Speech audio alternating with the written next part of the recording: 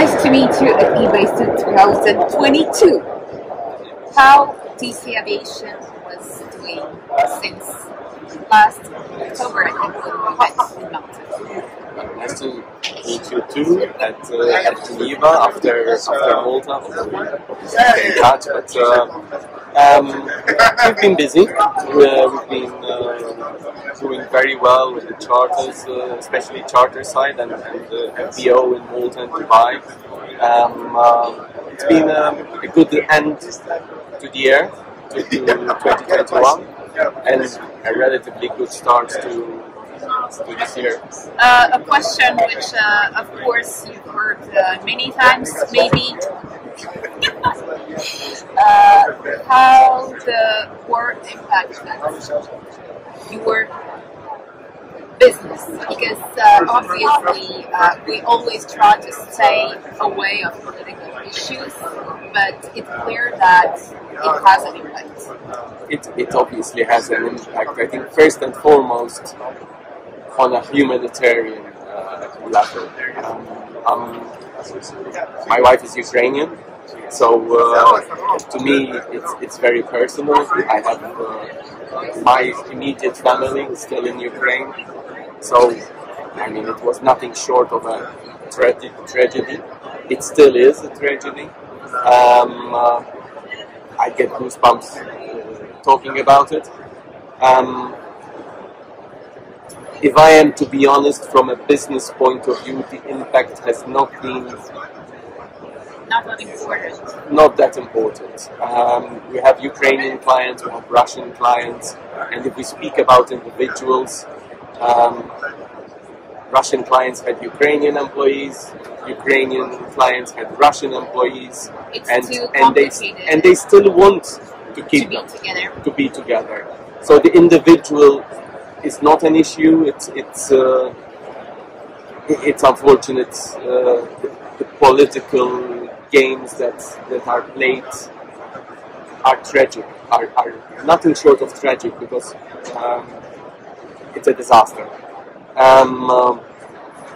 But again, like I said, from a business point of view, I think it's too early for anybody to see the impact. Things change daily.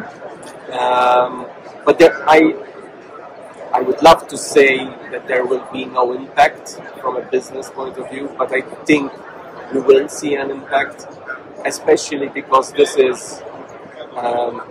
has a global effect. Although it is in a very specific place, the war, it has a global effect because of the sanctions, because of the importance of each of the countries at war in supply of food and what's not.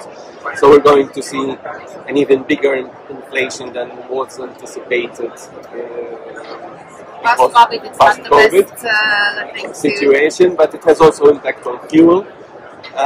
So us being in the aviation industry, the product is becoming more expensive because of the increase in fuel, because of the inflation. And I think it will have an impact on our users as well. So we gained some clients because of COVID, in the sense that they were forced into using the product, and possibly because of inflation, they might get to a stage where the product becomes too expensive at this particular time. So you think that the impact will be not immediate, but on the long term we will see step-by-step impact of... I think going forward we will see an impact. I think it's still a little bit too early, but eventually it's going to hurt the industry. That's on a direct basis. On a more indirect, if you like, basis, because it's a war of lives, it's a war of ideas, it's a war of that is much deeper than just the location.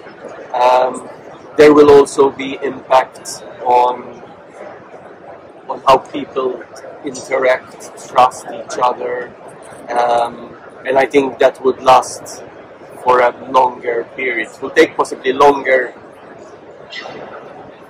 to have an impact, but once we start feeling it, then it's going to be almost no turning back. Because next question is quite obvious, as your Malta Business Aviation Association is part of European Business Aviation Association. Are there any decisions or, let's say, any trends how to deal with the fact that there is a war in Europe, and how to do, what to do with companies who are actually coming from Russia? They were part of the European Business Aviation Association. So is there anything clear, or it's just too fresh to have any decision? We are 3 months down the line, I mean, so it's not so fresh anymore. That said, unfortunately, the political guidance is also a little bit chaotic, if you like.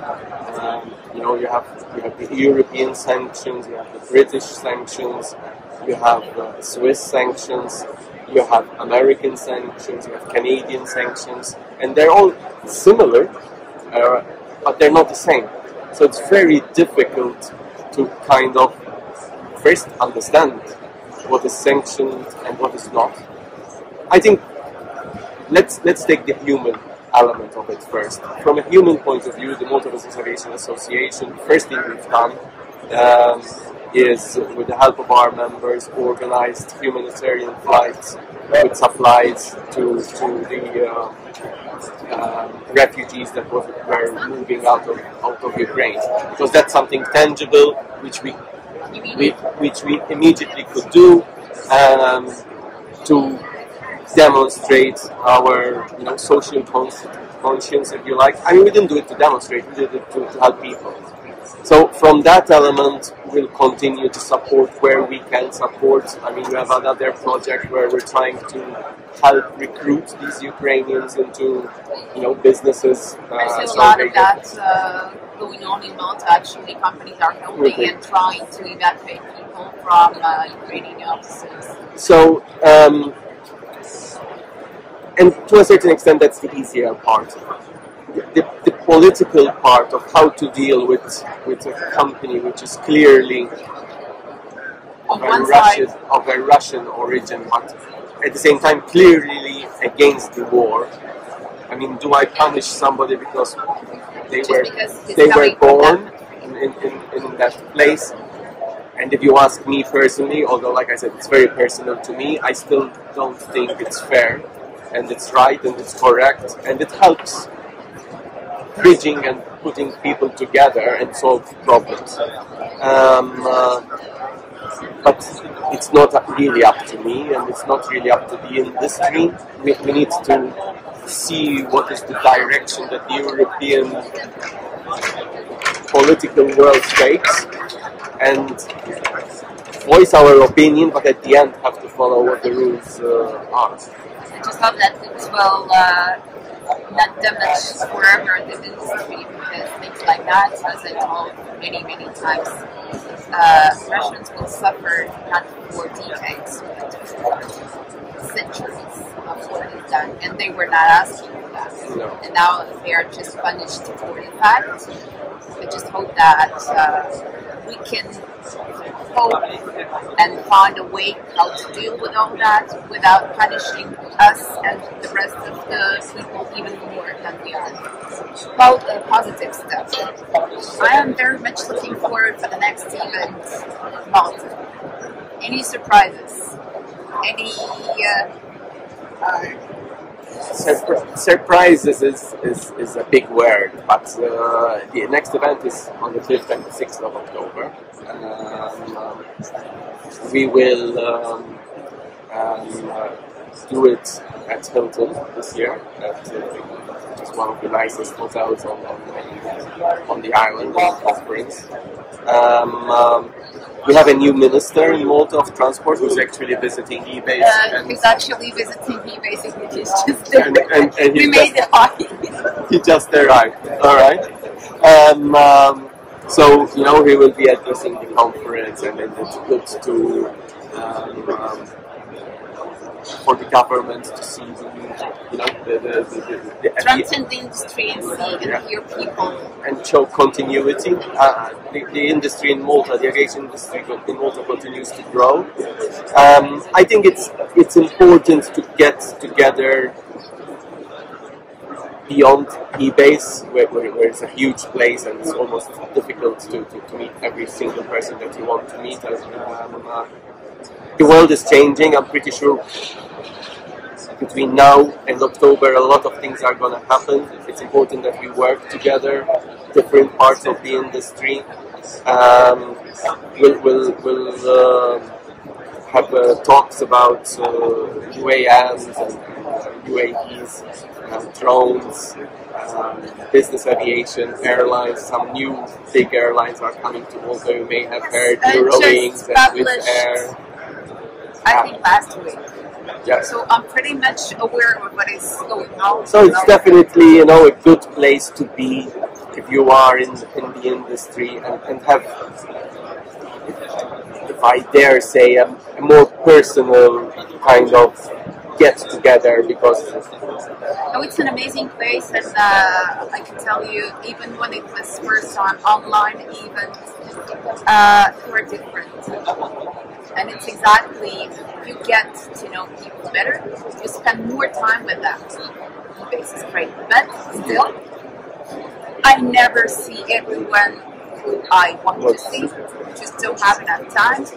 And the impact of smaller events, when you talk about something and in 1 year you see the results, this is something we can't buy just like that. And it's really people coming together, discussing, and then doing. So I'm pretty much looking forward to see what exactly will be done from the previous event and what is the result. We'll definitely talk about it. Thank you very much. Thank you. Looking forward to see you again in Malta. Definitely will. But I'm sure we'll see each other yes. around. Thank you. Thank you.